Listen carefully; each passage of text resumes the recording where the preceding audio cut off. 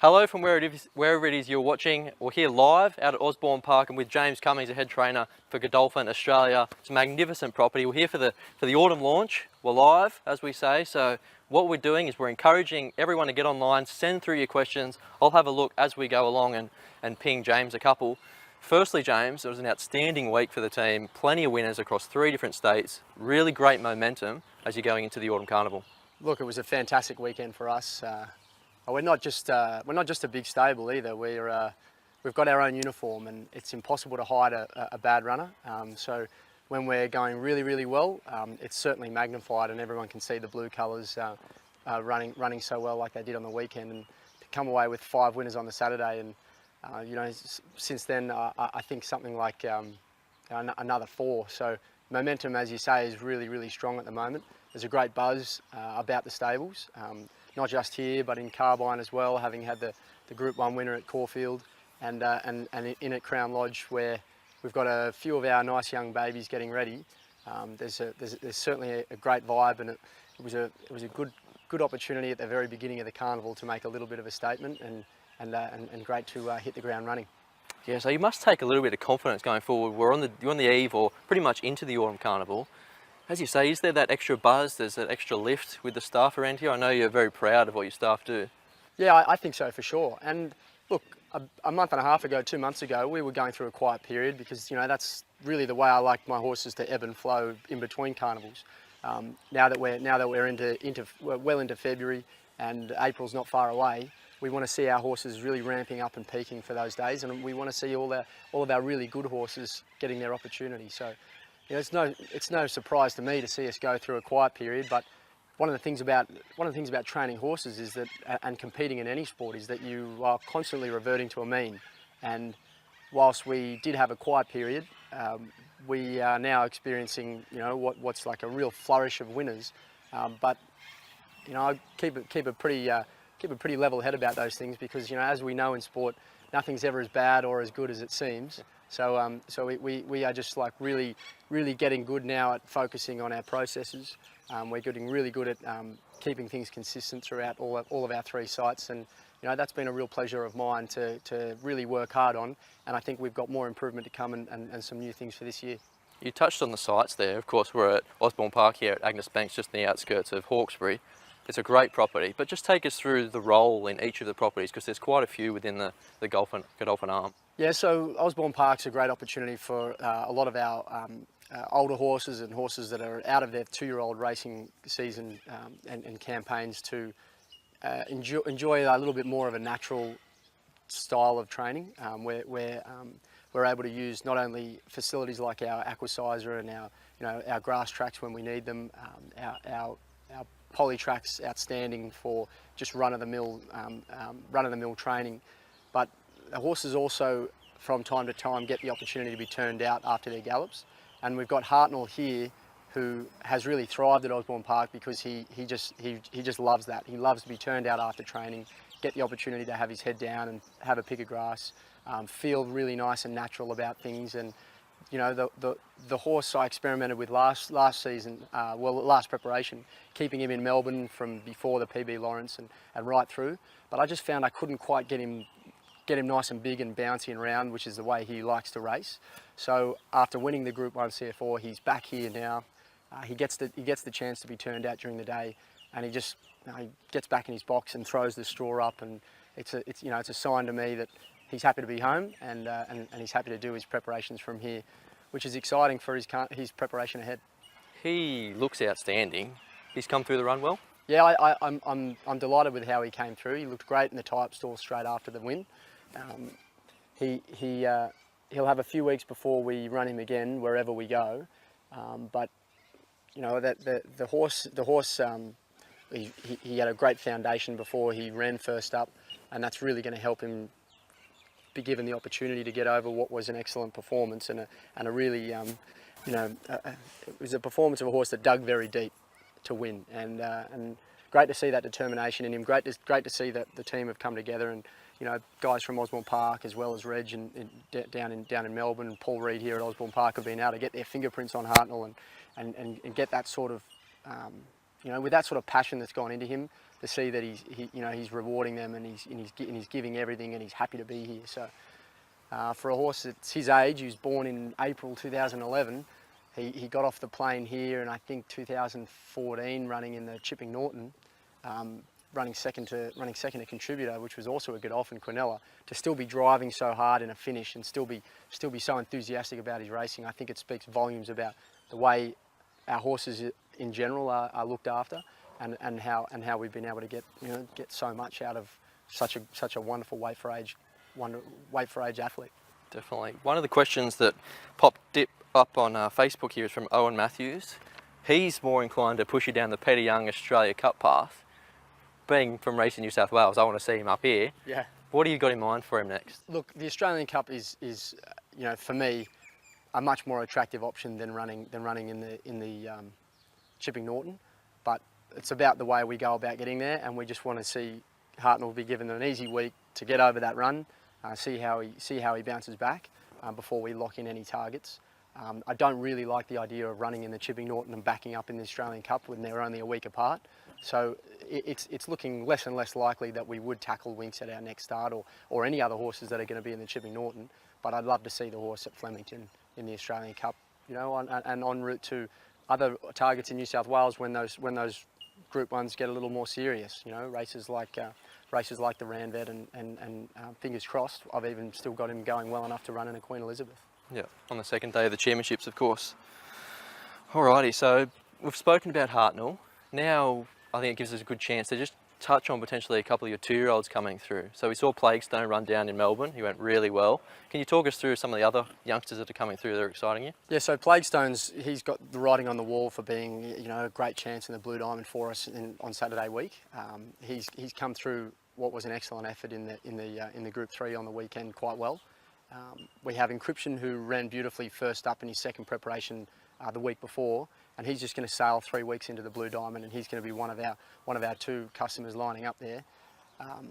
2 exciting colts with a little bit of upside, and I think that both of them are going to enjoy the step up to 1200 metres. Both of them are black type performers that have not yet gotten over the line, but that's not something that's impossible to do, as we've seen with I think Pride of Dubai a few years ago was able to win the Blue Diamond as a maidener. So look, those two are just burning along beautifully. We've got our filly Gongs, she's trialling today. We've even got Dynamited, he's in the barrier trials, and these sort of horses are coming through quite nicely. And it's all going to be about, for them, how they perform their second racing preparations. So that Dynamited's 1 start, 1 win. The form was franked out of his race in the ensuing weeks, and he's had time to build and mature and get over that. And Gongs was able to have 2 starts and 2 wins last year, and she's come back and she looks like she's just developed a little bit more, but she's just woken up a lot more than last preparation, and she looks like she really wants to get out there and start competing sooner than later. So there's some interesting ones there, but there's a bunch of them that are just around about a similar rating for mine at the moment, and it's all about who goes ahead the most in the next 5 weeks. Yeah, okay. I know if I don't ask, the feedback's going to come flooding through, but as far as your leading golden slipper chances, would you say Gongs is up there with Dynamited? Yeah, I think so. I think they're really hard to split at the moment, and they're just both very smart horses that need to go to the next step. And look, I'd like to think that they're capable of doing it. But the next 5 weeks is just going to be so crucial for them. It goes without saying, and it's the step that they take once they start racing this preparation. Because it's not really my style to be hammering them on the track. I want to see them do the talking themselves. We've had quite a few come through Twitter for a horse called Wagner. Unraced, impressed at the trials. I've seen them myself, and it does look the goods. Have you got a good opinion of him? Yeah, look, he's a beautiful colt, Wagner. I couldn't help but be impressed by his first trial. And I didn't need to see too much in his second trial, but the horse just ate up the ground and did it all on his own.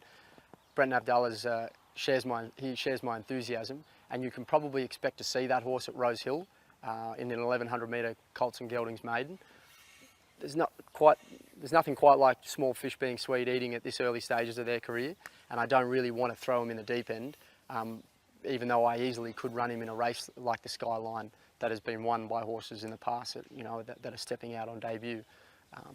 But he doesn't quite have the experience. I won the Skyline with a horse called Good Standing a couple of seasons ago, and he at least had a run before Christmas. amongst some very good horses, and I think that horse Wagner would be better off just coming through a nice maiden there, and if he can get up and do that, then there might even be something stronger in store for him. Sure. Another one coming through from Facebook from Adam Steele. He wants to know how Impending's going. Yeah, Come back well? Yeah, he's back in training, and the riders are happy the way he's going. But don't expect to see him in the championships in Sydney. We're just going to get him fit, and there's some really nice weight for age targets up in Brisbane for him. You know, a race like the BTC Cup would be a beautiful one for him to target, and even the Doomben 10,000. So just expect it for him to be coming out more like the end of April and early May. Yeah, okay. And two others we'll quickly touch on.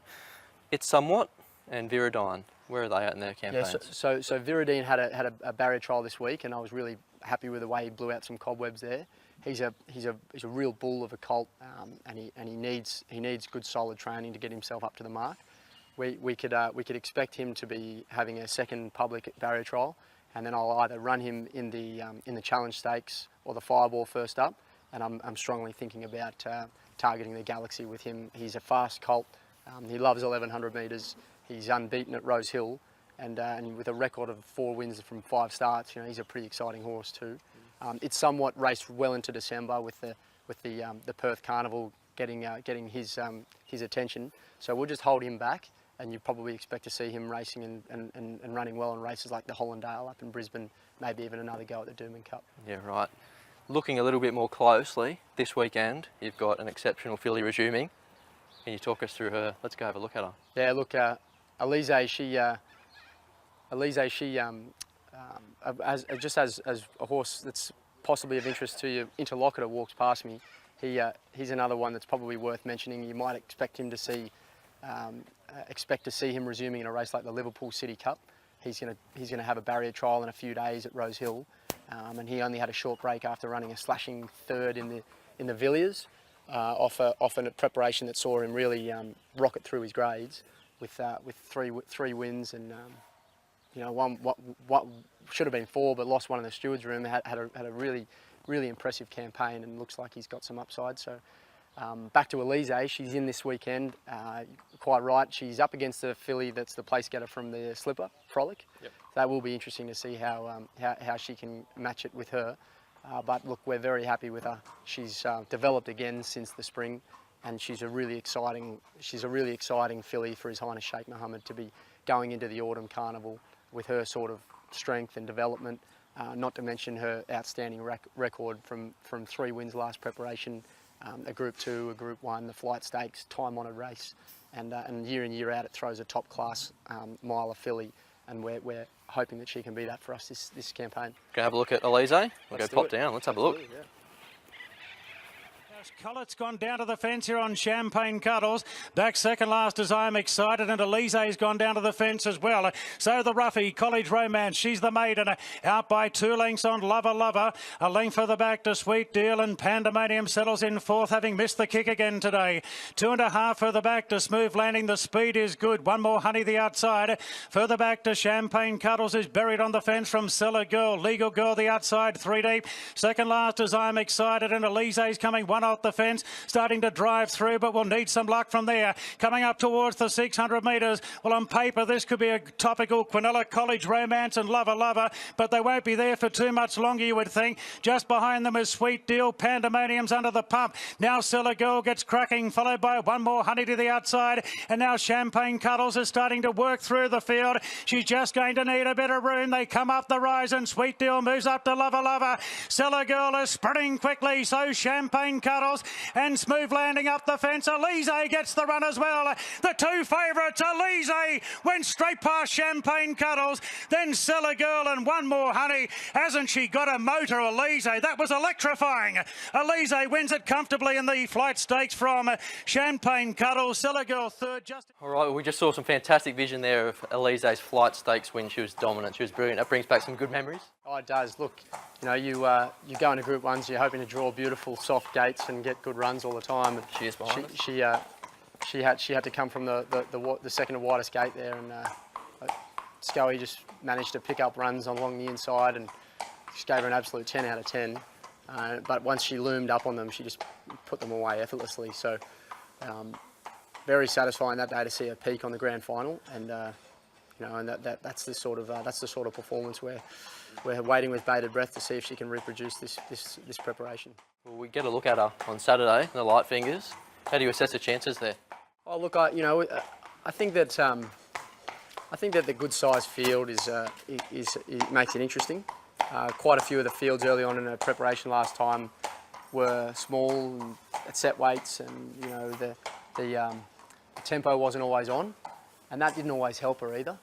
But look, I think she can run really well on the weekend. She had to be impressed with her trial, and I can't help but be impressed with what she's done since then. She's just tightened up nicely. But there's definitely improvement to come, and there's a Group 1 a fortnight later. So we've got our feet on the ground, having too much pressure on her to win first up. But I think she'll take some holding out. But there's certainly something more there for later on. She is a big lump of a thing, as we saw in the background there. How's she developed? Does she come on even further? Well, she's enjoyed this season a little more coming into training. She's not carrying that winter coat that you saw last time. She's like I said, she's put weight on. She has matured a little more mentally. She's still a little bit busy and a little bit above herself at the barrier trials, but I think what we're hoping is that just tightened her up sufficiently and got some nervous energy out of her, and she'll be right for Randwick on the weekend.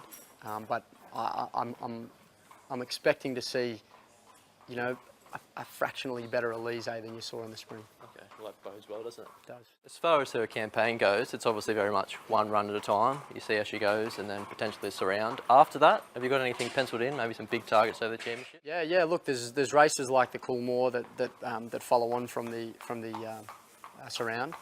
Even races, the Coolmore can be a traditional lead up to the Doncaster, but there's even a race like the Coolmore Legacy, the Weight for Age race immediately after the Doncaster. So we can think about running her in a race like that, or even, heaven forbid, running her in a Queen Elizabeth if we feel like she's going well enough. Yep. But we'll judge that. We'll judge that by her performances, and I do think that she'll be best kept at a mile. Speaking of performances, Kementara in the weekend, he was outstanding. Yeah, look, he returned beautifully, and he's a very, very classy colt. Here he is here walking behind us. Came through the run beautifully, and we can expect to see him running in the Hobartville next start. Glyn will be riding him again, and I was just delighted to see Glyn ride him like that, bottled him up, and allowed him to use his turn of foot. And look, he just savaged the line, and he looks like he's got a great preparation ahead of him. But good to see him get his first Group win on the board after going so close in the Caulfield Guineas in the spring.